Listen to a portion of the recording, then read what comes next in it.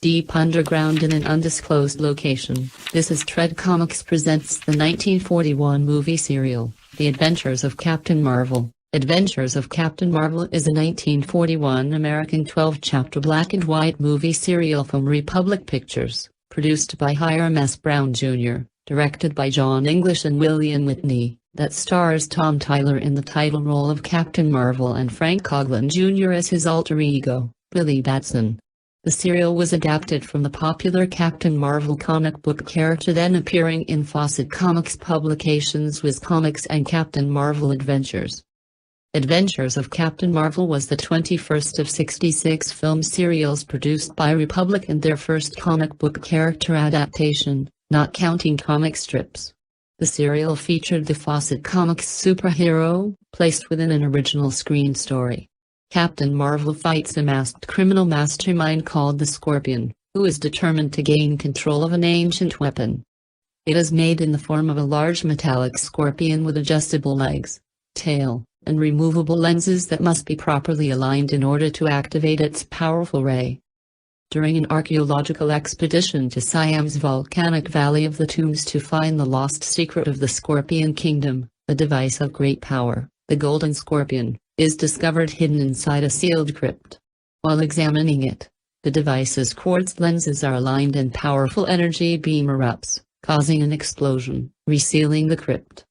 This allows young radio broadcaster and expedition member Billy Batson, who obeyed the warning on the crypt's seal not to enter, to be chosen by the ancient wizard Shazam.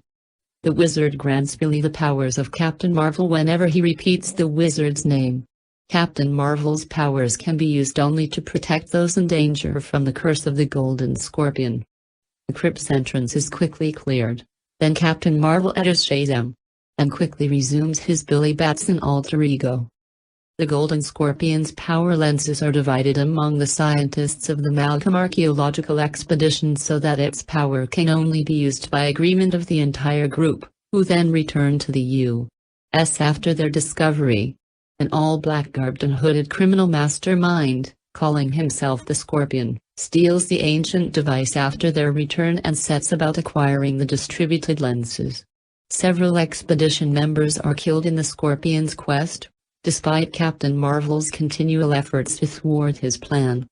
Deducing that the Scorpion always seems to know what happens during the scientists' meetings, Billy later confides to his friends, Betty Wallace and Whitey Murphy, his suspicion that the Scorpion may be one of the Malcolm archaeological team. Discovering that one of the Golden Scorpion's power lenses was purposely left behind, cleverly hidden in the very crypt where it was first discovered, Billy Batson and the surviving scientists agree it must be retrieved. They return by cargo ship to Siam where, near landfall, they barely survive a typhoon before finally being rescued by Captain Marvel. They eventually retrieve the hidden lens, but it is stolen by the Scorpion.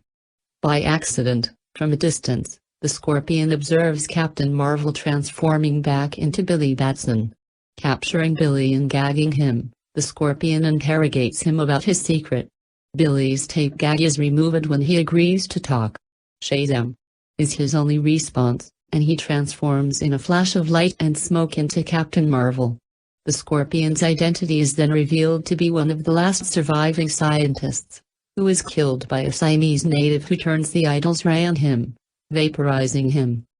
Captain Marvel tosses the Golden Scorpion and its power lenses into a volcano's molten lava to prevent them from ever being used for evil.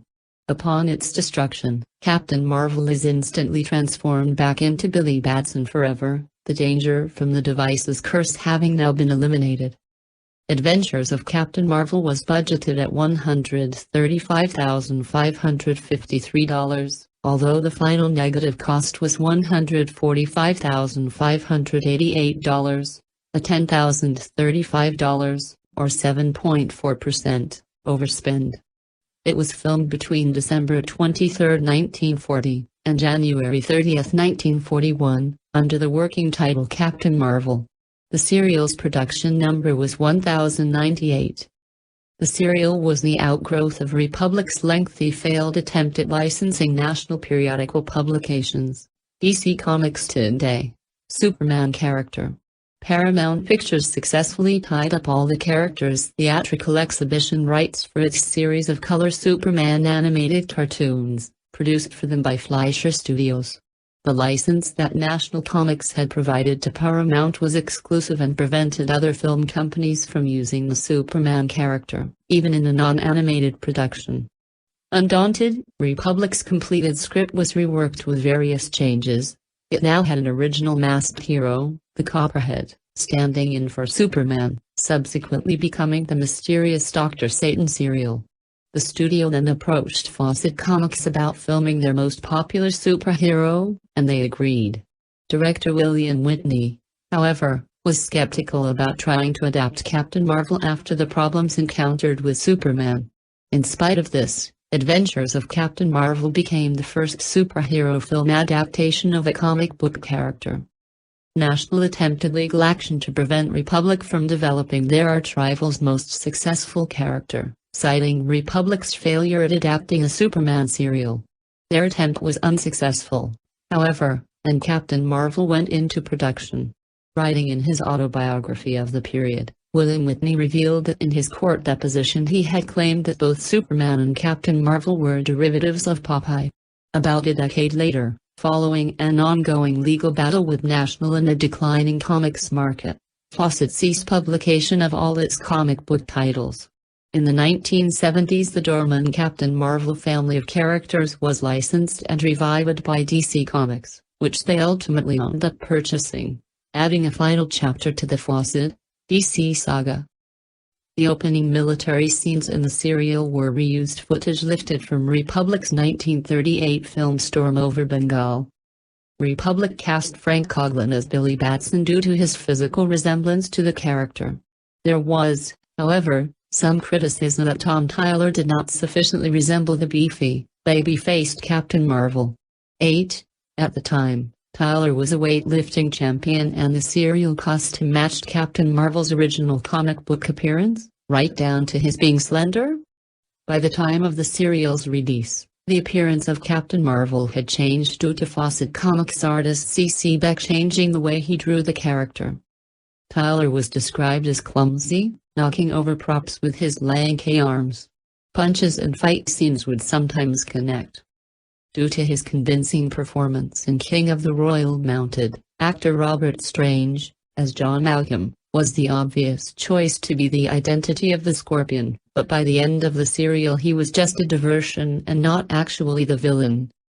Republic's flying effects, under the direction of Howard and Theodore Lydecker, were performed using a dummy that was slightly larger than life, at 7 feet tall, and made of paper mats so that it weighed only 15 pounds. The uniform was made of thin silk and cotton jersey.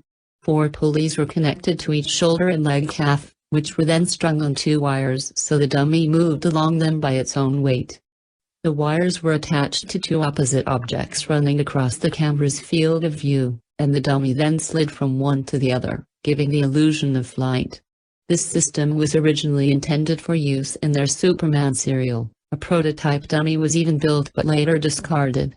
The flying pose used for the dummy, arms outstretched and back arched, was based upon a Captain Marvel drawing by comics artist Mac Raboy. If the dummy needed to be seen flying upwards, the cape was convincingly weighted and the dummy was then slid backwards. The film sequence was then optically printed in reverse, completing the flying illusion. Stuntman David Sharp was the human part of the effect. Dressed as Captain Marvel, he would leap from a high point with his body straight, as if able to fly, then roll to land at the last second. The combination of flying effects and stunts produced the overall illusion of a flying person. Sharp also performed other stunts as Captain Marvel, such as backflipping and knocking down attacking Siamese tribesmen in the first chapter. Some shots of Captain Marvel flying were filmed with Tom Tyler posed against rare projected clouds. Some of these scenes, however, show the suspension wires used to hold him up. According to author Raymond William Stedman, the flight scenes are the most successful illusion of such aerobatics ever put upon the screen, in serial or feature. The technique had been developed in the earlier serial Darkest Africa, 1936. And was later used again in the Rocket Man serials, King of the Rocket Men, Radar Man from the Moon, Zombies of the Stratosphere, and Commando Cody, Sky Marshal of the Universe, released during 1949 to 1953. By contrast, the lower-budget Columbia Pictures Superman serials, which eventually appeared in the late 1940s, used unconvincing animated cartoon sequences to represent various actions, most frequently Superman's flights. The animated scenes of Superman in flight were vastly inferior to those of Republic's live-action sequences in Captain Marvel. Columbia produced the cheapest serials of the era, and producer Sam Katzman was notorious for cutting costs to the bone. One of Captain Marvel's tunics later appeared as the costume of a member of the Kryptonian Science Council in the first episode of the Adventures of Superman television series, filmed in 1951. The lightning bolt on the tunic is partially concealed by means of an oversized collar around the actor's neck. After the usage in the Superman TV series, two Captain Marvel tunics were worn by actors in early episodes of the pioneering U.S. science fiction TV series Space Patrol. Very early into the series, those Marvel tunics were replaced by custom-made shirts. At the Science Fiction Museum and Hall of Fame in Seattle, Washington, one of the remaining Captain Marvel tunics is on public display. Adventures of Captain Marvel's official release date was March 28, 1941, although this is actually the date the sixth chapter was made available to film exchanges.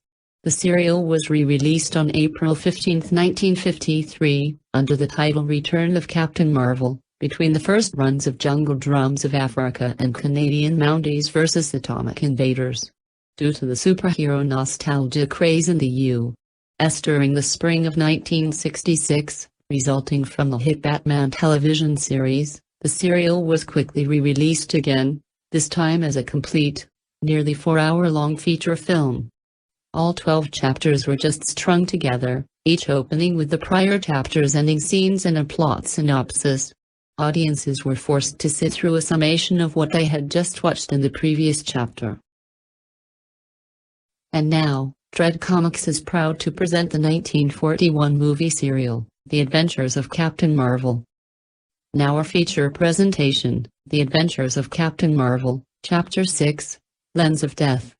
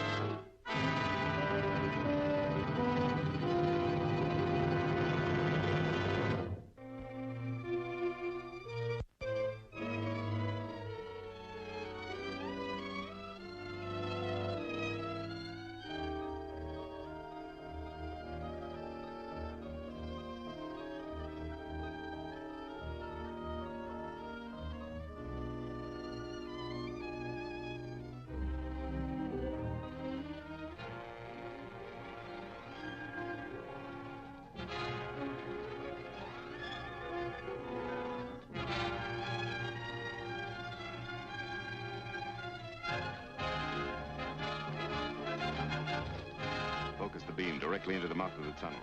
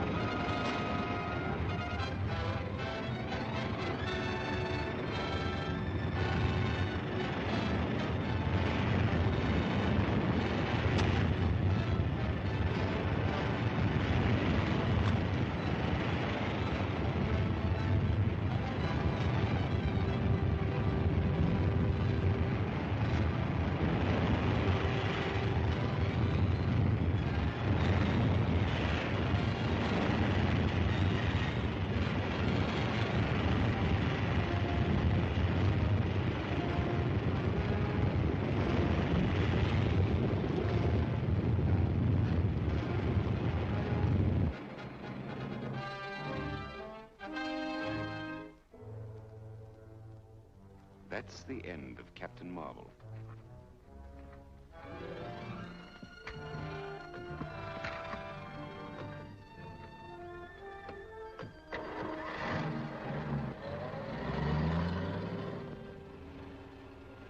Now that Captain Marvel is out of our way, we should have no difficulty in getting the rest of the lenses.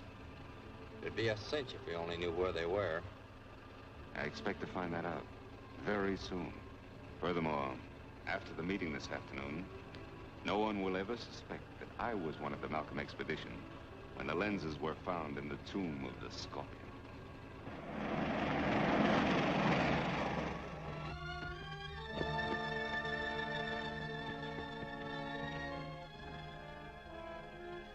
Shazam!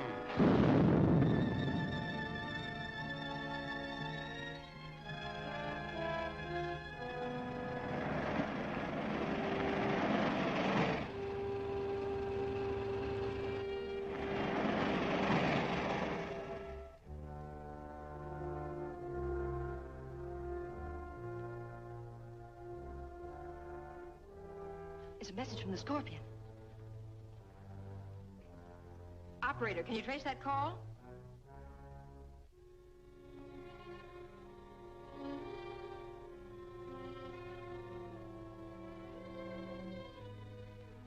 Person speaking for the Scorpion hung up. It couldn't be traced. What was the message? He said to tune in on shortwave band 16 at 4 o'clock. Well, it's almost that now. See if you can get that band, Whitey.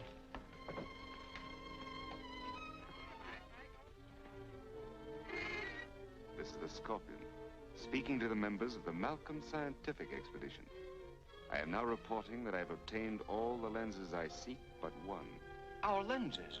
Why, he must have robbed... Therefore, I am warning all the members of that group to try in no way to recover the lenses or to interfere with me in obtaining the last one. It will mean death. I can hardly believe it.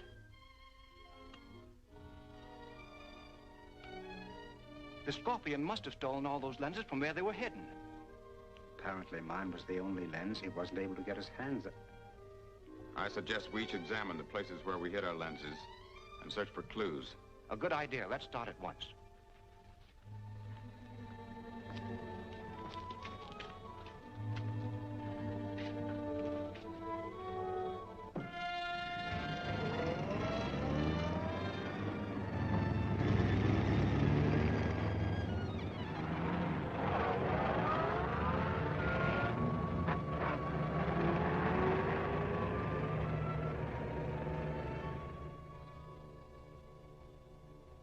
I sure wish Billy would show up. So do I.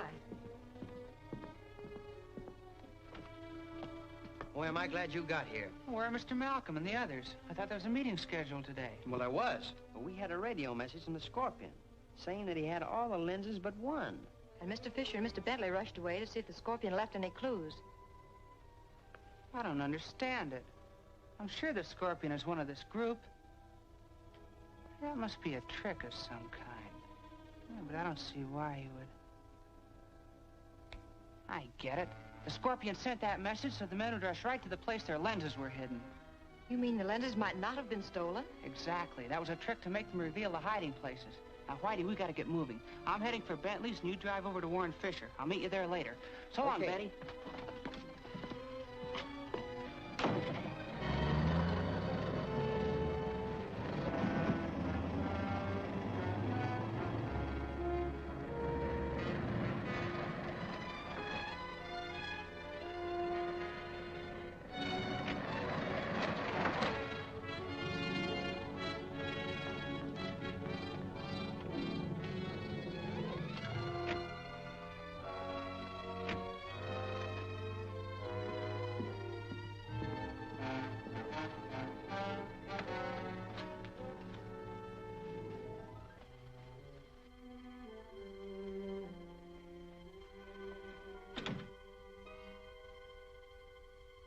Good afternoon, Mr. Bentley. Good afternoon.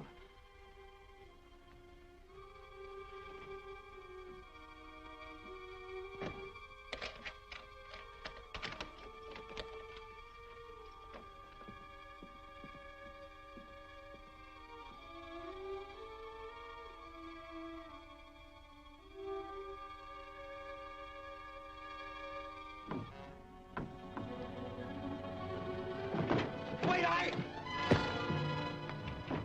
That lens must be here.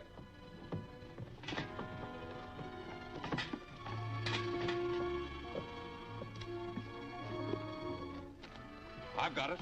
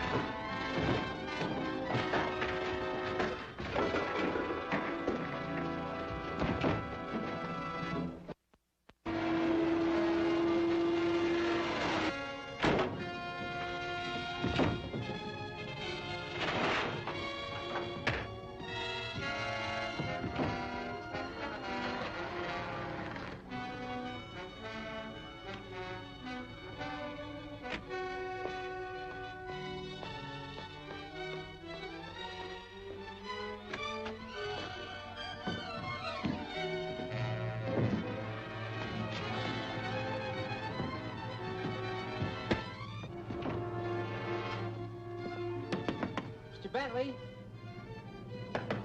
Mr. Bentley? Mr. Bentley?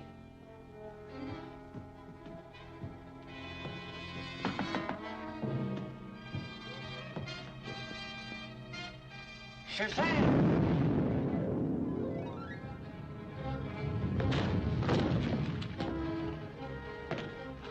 They got Mr. Bentley's lens.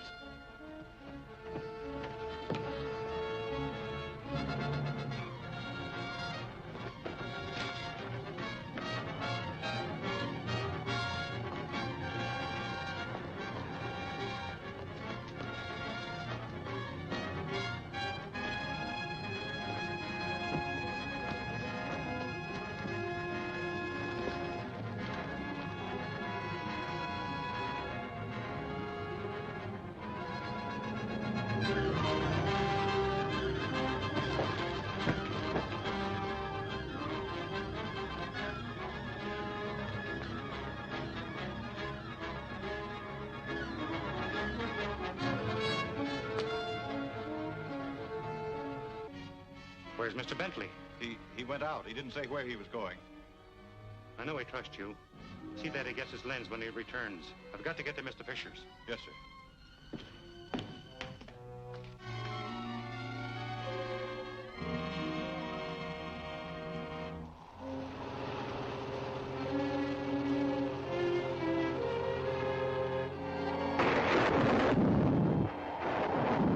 You might as well tell me where your lens is hidden, Fisher.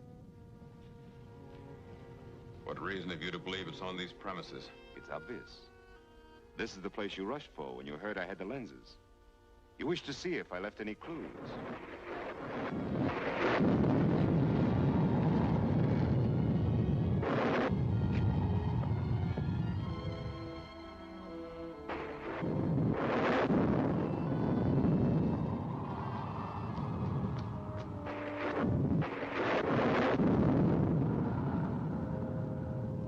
Very well. I'll show you.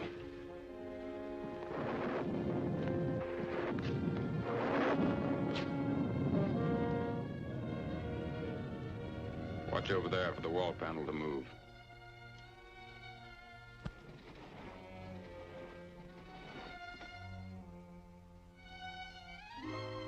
Get it.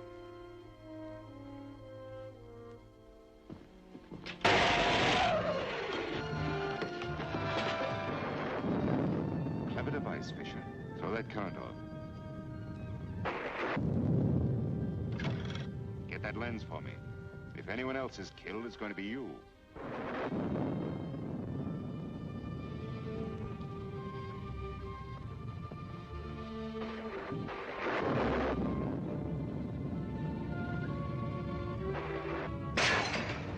Drop that gun!